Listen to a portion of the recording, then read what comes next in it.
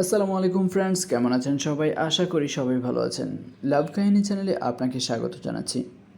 ভালোবাসার সব নতুন নতুন গল্প পেতে আমাদের চ্যানেলটি এখনই সাবস্ক্রাইব করে নিন। আর অলরেডি যারা সাবস্ক্রাইব করেছেন তাদেরকে অসংখ্য ধন্যবাদ। প্রিয় বন্ধুরা, আপনাদের জন্য আজ যে গল্পটি নিয়ে এসেছি সেই গল্পের নাম আমার মায়াবতী সিজন 2। লিখেছেন মৌমিতা মেহরা। পর্ব 28-এর খ। মামি চোখের আড়ালে হতে ভীষণ কান্না চেপে বসল আরুর। আজ সে রাক্ষসবাবুর থেকে তার নিস্তার নেই ভাবতেই কলিজাটা দু টুকরোতে পরিণত হলো।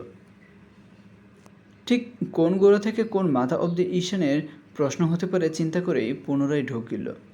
আল্লাবিল্লা করতে করতে মনে মনে আওড়াতে লাগলো ঈশানের অনাকাঙ্ক্ষিত হাজারটা প্রশ্নের একদম যুক্তিসহ নাদুস নুদুস উত্তর। এই মুহূর্তে স্টার জলসার জবা সেনগুপ্তকে খুব মনে পড়ছে তার। জবা কি পারবে আরুকে ঈশানের প্রশ্নের হাত থেকে বাঁচাতে?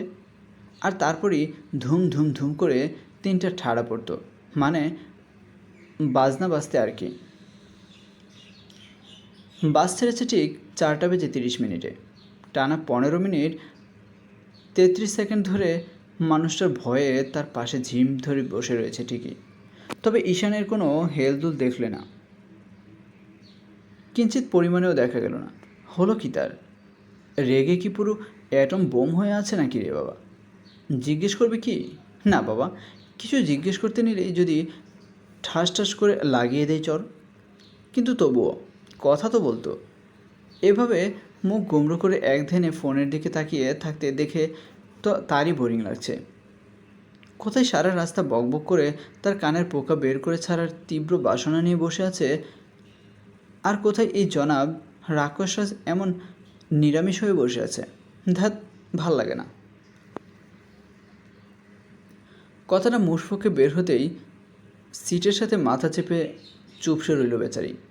কথাটা মনে মনে বলতে গিয়ে স্লিপ অফ লিপ হয়ে যে বেরিয়ে আসবে তা যে দুঃস্বপ্নেও ভাবতে পারেনি সে। এটাকেই বলে ফোটো কপাল। এখানে ভালো না লাগার ক্লিয়ার করে বল। আমি নোমানকে আমার সিটটা ছেড়ে দিয়ে ওই লোকটার পাশে গিয়ে বসছি। ঈশান ফোনের স্ক্রিনে স্থির দৃষ্টি রেখেই তীক্ষ্ণ স্বরে জবাব দিল আরুকে। তার কথাটা কান অবধি আসতেই আরুর ভয়ে চুপসে যাওয়া মুখখানা নিমিষেই রণচণ্ডী হয়ে উঠল। দাঁতে দাঁত চেপে বলল, একদম উল্টোপাল্টা কথা বলবেন না আমার সাথে। আমি কখন বললাম আমার পাশের সিটে নোমানকে চাই? ঈশান ফোনের ডিসপ্লে অফ করে আরুর দিকে পূর্ণ দৃষ্টি নিক্ষেপ করলো, যা দেখে আরুর রণচণ্ডীর রূপ 2 সেকেন্ডও টিকল না। অগত্যাই ঈশানের ভয়ানক দৃষ্টি এড়াতে মাথা ঝুঁকিয়ে নিতে হলো তাকে। কোনো এক অজানা ভয় গ্রাস করার উদ্যমে নামলেই বার কয়েক ঢোক গেল সে। আরুর ভাগভঙ্গিতে বিন্দুমাত্র ভ্রুক্ষেপ না করে বলে উঠল ঈশান, সব কথা তো আর মুখে বলে বোঝাতে হয় না। আমরা তো আর ঘাসে মুখ দিয়ে চলি না, তাই না? কোথায় কোন চিপাই চাপাই কী কী চলে সবই চোখে পড়ে। এ তো রীতিমতো আকাশ পাতাল এক করা অপমান। তার বিরুদ্ধে অযৌক্তিক কিছু অপবাদ কথা বলে ঠাউর হতেই পুনরায় কটমট চোখে তাকালো আরু। নিজের রাগকে সংবরণ করতে ব্যর্থ হতেই বলে উঠল সে, আমাকে আপনি কবে, কোথায় এবং কার সাথে মাইনকার চিপাই দেখেছেন সেটা আগে বলুন। সবাইকে কি আর মাইনকার চিপাই দেখতে হয়? কিছু কিছু রাসলীলা তো কর্দমুক্ত স্থানেও হয়। রাগে রীতিমতো শরীরটা থরথর করে কেঁপে উঠল আরুর। লোকটা এত বাজে কেন? তার মাইন্ডই বা এত বাজে কেন? একটা নর্মাল ব্যাপারকে সে কি মানে বের করে অপমান করে চলেছে তাকে? না, তার সামনে এমন ইনোসেন্ট বাচ্চা সেজে তার এই সুচ ফুটানো কথাগুলো আর মোটেই হজম করবে না সে। আরে করবে না তো দূর, তার সামনে স্রেফ একটা সেকেন্ডের জন্য থাকবে না সে। সিট নাই তো কী হয়েছে? দরকার পড়লে পুরো রাস্তা এভাবে দাঁড়িয়ে যাবে, তবুও আর এক মুহূর্ত এখানে নয়। ঈশানের থেকে চোখ সরিয়ে বুক ফুলিয়ে নিঃশ্বাস ছেড়ে উঠে দাঁড়ালো আরও। ঈশানকে ডিঙিয়ে বের হতে নিলেই ঈশান ফুঁসে উঠে ডান হাতে তাকে হ্যাঁচকা টেনে সিটের সাথে চেপে ধরল।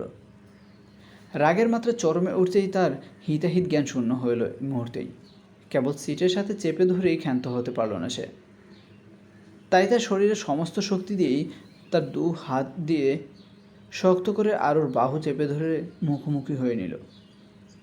রাগে অভিমানে ঈশানের ফর্সা মুখটা হয়ে উঠছে কঠিন থেকে কঠিনতম রক্তিম। মাথার রগ, গলার রগ সবই যেন মোটা দড়ির মতো ফুলে উঠছে নিমেষেই।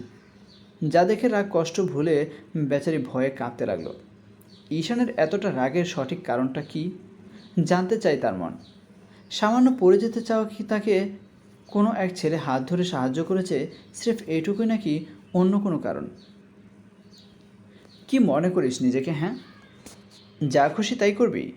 মুক্ত পাখির মতো যার তার আকাশে বিচরণ করে বেড়াবি? এতই সহজ?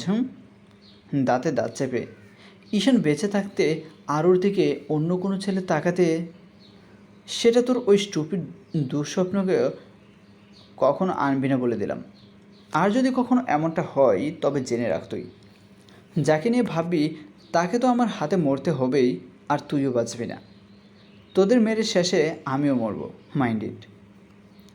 ঈশানের এমন ভয়ানক ভিলেন টাইপের ডায়লগ শুনে আরও ভয়ে থরথর করে কাঁপার বদলে বেশ কিছু কথা মনে মনে আওড়ে মুখে এনে বলল, আমায় মারবেন? আর ওই ছেলেকেও মারবেন? দেন আপনিও মরবেন? ধুস, হলো এটা কিছু হলো? হ্যাঁ, সবাই যদি মরে যায় তবে আপনার ভবিষ্যৎ প্রেমিকার কী হবে? আরুর কথা শুনে ঈশানের ভ্রুযুগল কুঁচকে এলো তুমুল গতিতে। আরুর হাত দুটো এক ঝটকায় সরিয়ে দিয়ে সিটের সাথে চেপে বসল সে। খানিক বাদেই আবারও রেগেমেগে বুড়িয়ে ওড়ালো, আমার ভবিষ্যৎ প্রেমিকা মানে? আপনার ভবিষ্যৎ প্রেমিকা মানে আপনার গার্ল, ভবিষ্যৎ প্রেমিকা? ঠাসিয়ে লাগাবো এক চর। আরও ভয়ে জড়সড় হয়ে দু হাতে চেপে ঠোঁট ফুলিয়ে বলল, কথায় কথায় না ধমকে পুরো কথা তো শুনুন। ঈশানে বুক ফুলিয়ে নিঃশ্বাস ছেড়ে নড়ে চড়ে বসে শান্ত হবার চেষ্টা করে বলল, বল। আরও ঈশানকে আর চোখে একবার পর্যবেক্ষণ করে বলল, আপনি না সেদিন বললেন আপনি একজনকে ভালোবাসেন, আমাদের ভার্সিটিতেই পড়ে। সেদিনের রাতের বলা কথাটা হঠাৎ মনে হতেই চাপা নিঃশ্বাস ছাড়ল ঈশান।